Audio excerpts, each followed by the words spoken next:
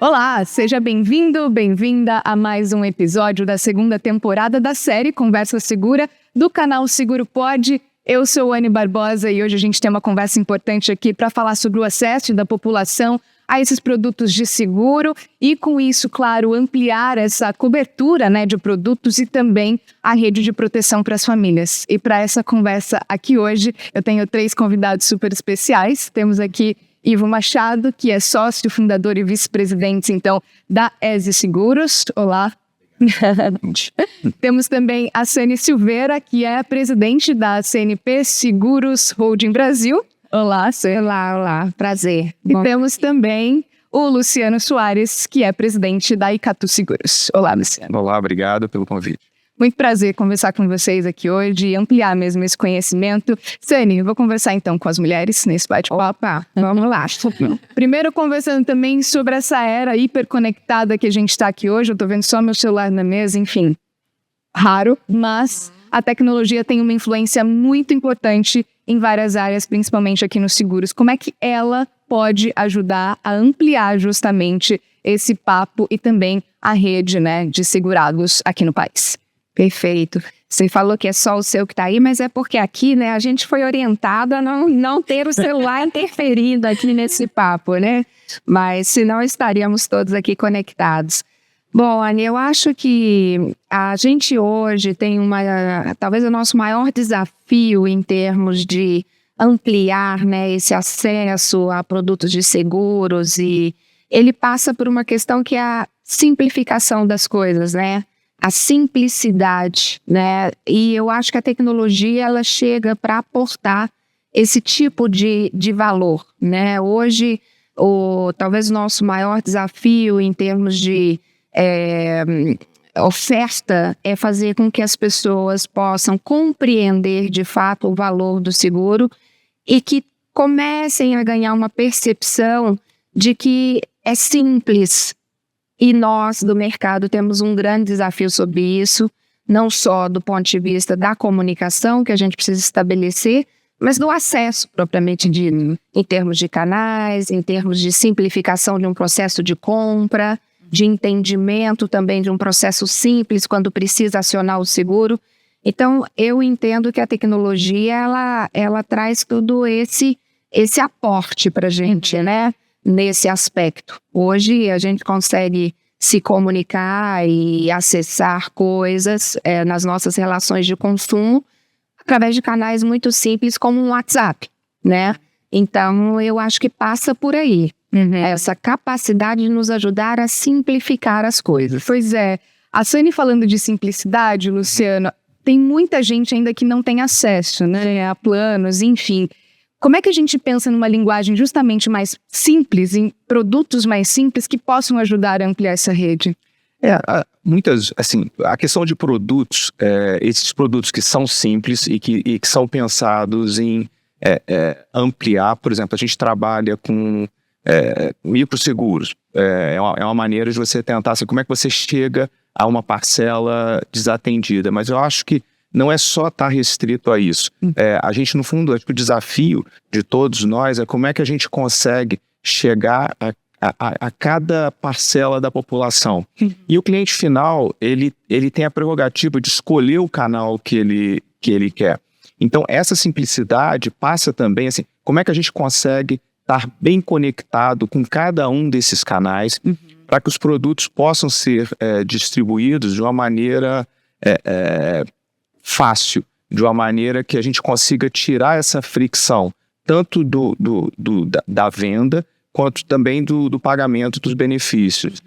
Então, esse desafio que a gente tem de conseguir acessar os diversos canais, ter o preço competitivo, até em relação ao que foi mencionado na pergunta anterior também, eu acho que a tecnologia, ela acaba nos dando o quê? A capacidade dessa conectividade, às vezes de uma maneira rápida, por exemplo, através de APIs, e ela também consegue dar a escala necessária para que a gente consiga tornar o produto simples e acessível e, consequentemente, democratizar ainda mais. Perfeito.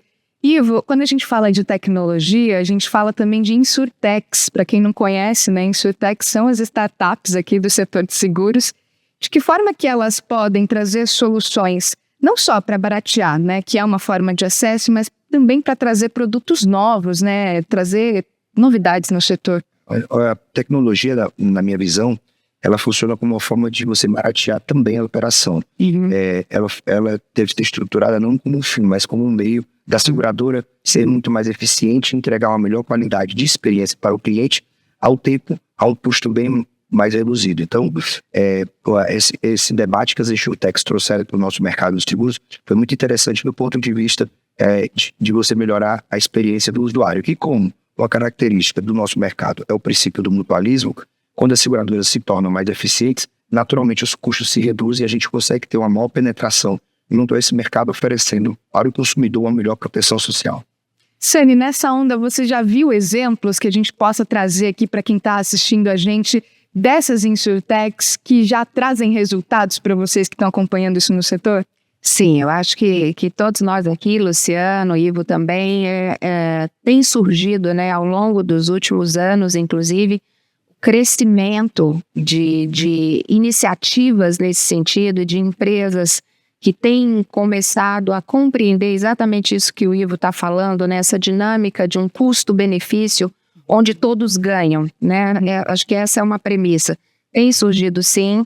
Eu posso falar aqui, acho que de um exemplo, não exatamente de uma insurtech, mas de uma seguradora digital, que é a Use, onde a gente, há algum tempo atrás, se desafiou no nosso sentido de buscar disruptar um pouquinho um mercado, trazendo exatamente um acesso e uma oferta bem mais simples, bem mais direta, né? No sentido de construir essa perspectiva, como eu disse, de uma percepção onde você pode oferecer algo que caiba mais no bolso, né, dos consumidores, porque, lamentavelmente, a gente tem hoje vamos dizer assim, uma percepção equivocada, inclusive, de que seguro é caro e que seguro não é para as pessoas de menor poder aquisitivo. É como se fosse algo mais elitizado. E a verdade Luciano comentou aí sobre microseguro, e a verdade é que a gente tem ofertas personalizadas para todos os segmentos, né? E as insurtechs, elas surgem com essa abordagem mais direta e que tenta trazer esse senso de personalização, do tipo, isso é para mim, isso cabe no meu bolso, e aí eu acho que a gente tem um movimento que vem se formando há bastante tempo e que eu acho que o mercado mais tradicional aproveita disso no melhor sentido. Claro. Que é um aprendizado onde todos ganham, como eu disse, né? Mas sim, tem muitas iniciativas nesse sentido já. Que bom, né? E a gente fala de questões financeiras, porque é um ponto importante para o brasileiro, mas, Luciano, também tem uma questão que é a linguagem. Sim. Né? É importante a gente pensar também em uma linguagem mais simples, ou até cláusulas, né, padronizadas entre as seguradoras. Isso também é uma preocupação de vocês, né? Sem dúvida. Quando a gente quer ampliar o acesso, né, a gente tem que ter uma preocupação muito grande. Como que a gente faz essa venda? Porque todo mundo demanda proteção, independente de classe social. E muitas vezes a proteção, quando a gente fala em proteção, e isso tem uma relação até com o custo também, às vezes a proteção ela vem para resolver um problema específico. Ela não necessariamente tem como objetivo resolver tudo na vida dessa pessoa. E aí quando a gente entende essa necessidade e a que momento da vida essa pessoa está, ter um linguajar simples, um linguajar objetivo facilita muito a questão da venda, da proteção. Porque muitas vezes o cliente final, ele precisa ser lembrado. Todo mundo deseja proteção, né? Mas por isso que a jornada é tão importante, você lembrá-lo da necessidade da proteção. E aí o linguajar adequado é chave. É uma necessidade básica, né?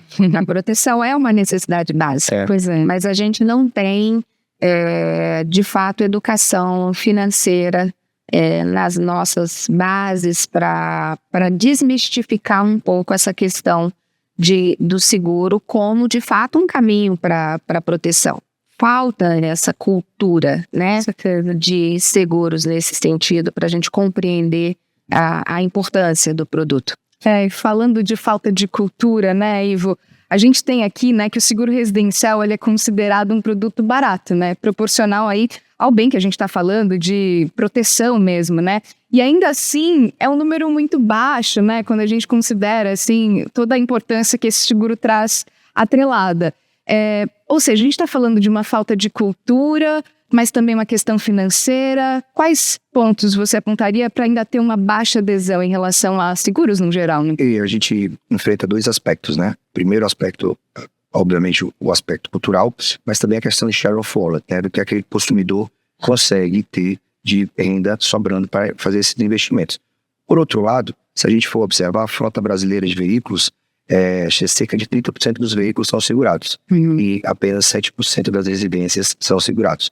E muitas dessas residências, como a gente experimentou agora no Rio Grande do Sul, elas não têm cobertura de alagamento e muitas delas tiveram essa questão de cobertura adequada para os riscos que a gente corre, principalmente com essa questão climatológica que nós vamos enfrentar agora no país de forma recorrente. Então, eu acho que essa disseminação que é feita não só por nós, seguradoras, mas também, no nosso caso, a ESA e o nosso time aqui, a questão do corretor de seguros, que exerce um papel preponderante em levar para o consumidor essas informações e essa adequação à nova ordem mundial, né? Essa questão. Então, eu visualizo que a gente enfrenta esses dois aspectos, né? A questão cultural, de um setor que representa 6% do PIB, em economias modernas, aí você chega até 15%, né? Em países, digamos assim, ditos de primeiro mundo. Mais maduros. Então, você tem o aspecto cultural e o aspecto da capacidade da população em contribuir financeiramente na proteção dos seus ativos, sejam eles das pessoas, né, e das coisas. Pois é.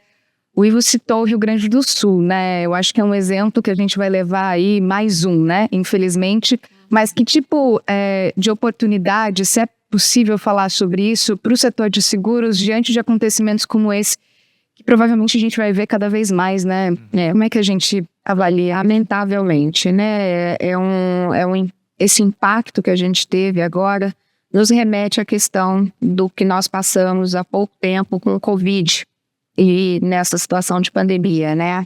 E o que a gente viu no comportamento do mercado é que não só pela questão da Covid, mas até por outros marcos regulatórios, nós tivemos aí um crescimento muito significativo de 2021 para cá.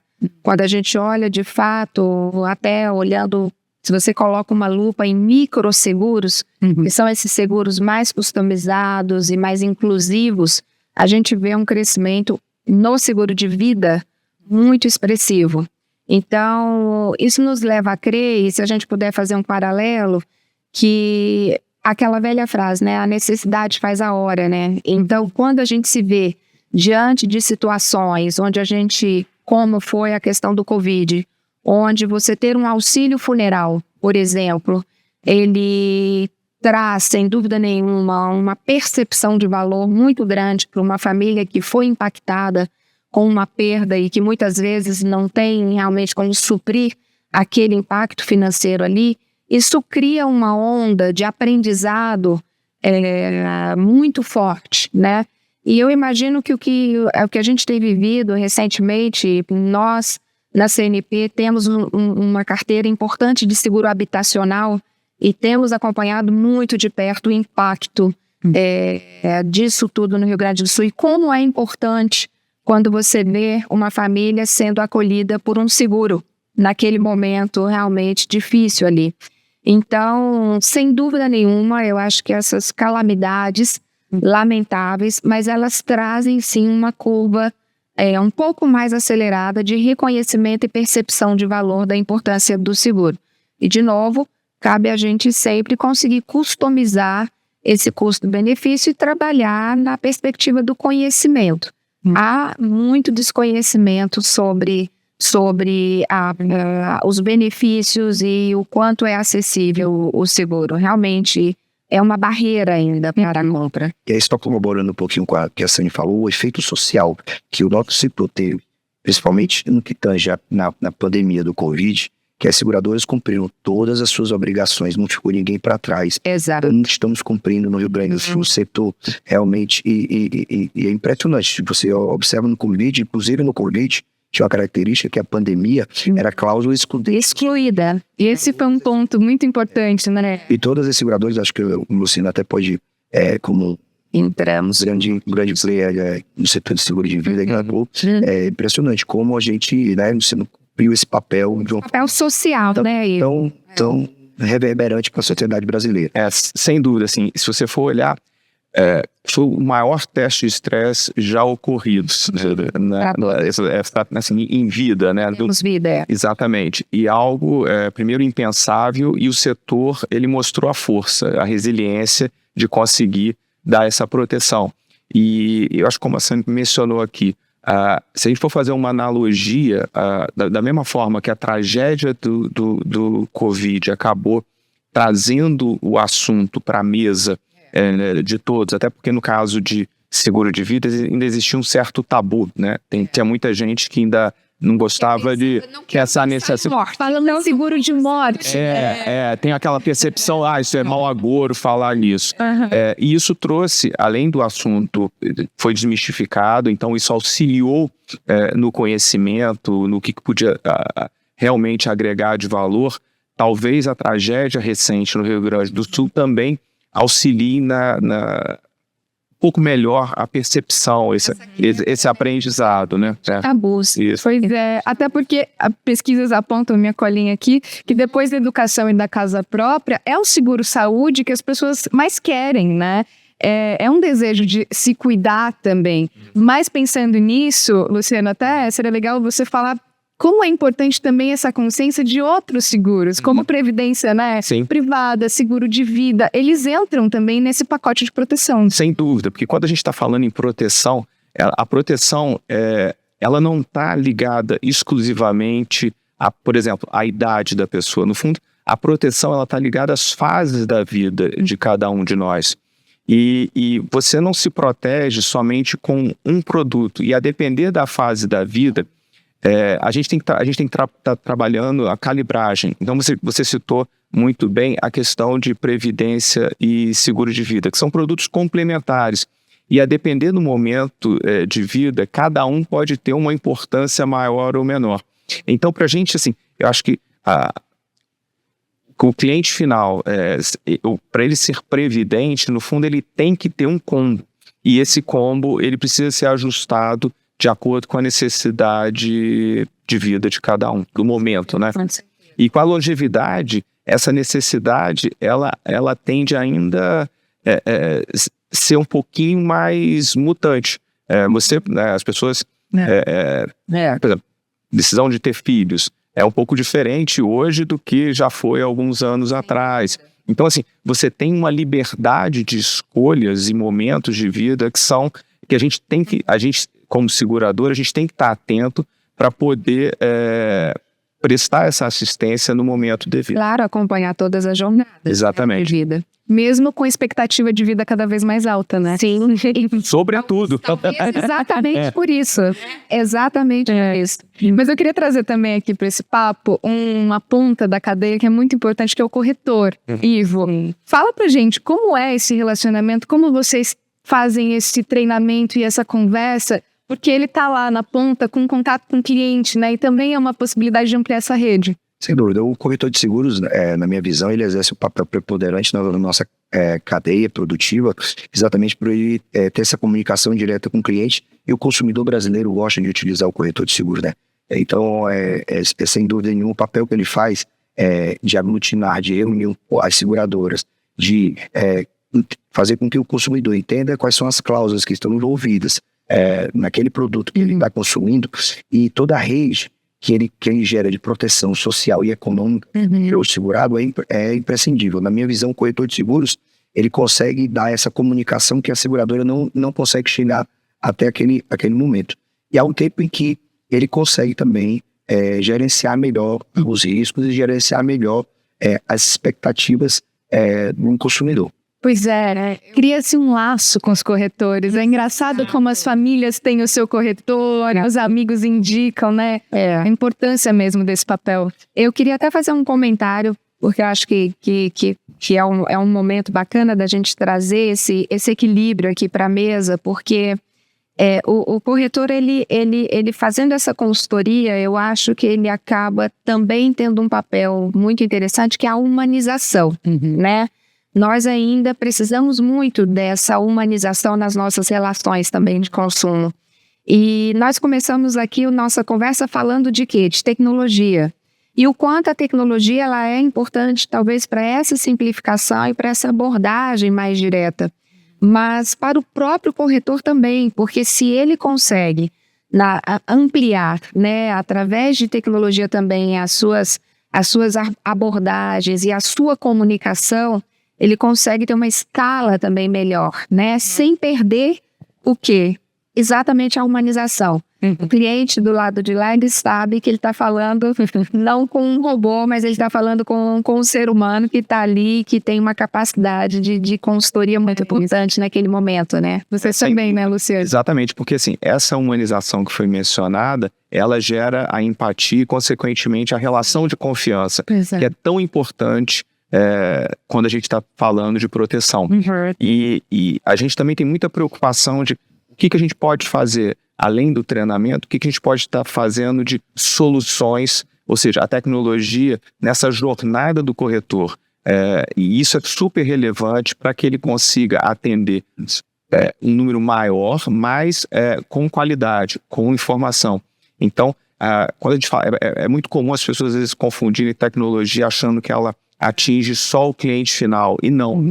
Ela é muito importante para dar essa alavancagem, esse ganho de escala e de qualidade de trabalho do corretor. Por exemplo, lá na ESO, o que a gente tem feito nesse ponto de tecnologia é exatamente um corretor conseguir cotar direto via portal, ele conseguir fazer emissão, APIs conectando com o corretor, APIs conectando com o corretor e o cliente. Quando surgiu esse processo das InsurTechs, o mercado de corretagem de seguros sentiu como uma ameaça ao próprio mercado, mas rapidamente foi entendido que o processo da InsurTech, ele melhora todas as aplicações e melhora a qualidade de interação do consumidor, que é que todos nós queremos, é prestar uma melhor qualidade a um custo mais acessível. Amarramos bem essa conversa, hein? Luciano, se eu deixar, a gente fica aqui até 1 hora, acho que o pessoal não vai aguentar a gente falando esse tempo todo. Mas, poxa, Luciano Soares, Sani Silveira e Ivo Machado, que conversa boa, porque é isso, né? A ideia é falar sobre ampliar essa rede que é tão importante na vida dos brasileiros. Obrigada pela conversa. Obrigada. Muito bom estar aqui. Um grande prazer. Obrigada. E obrigada para você também que acompanhou toda essa conversa aqui no nosso canal. Siga a gente nas redes sociais. Até a próxima.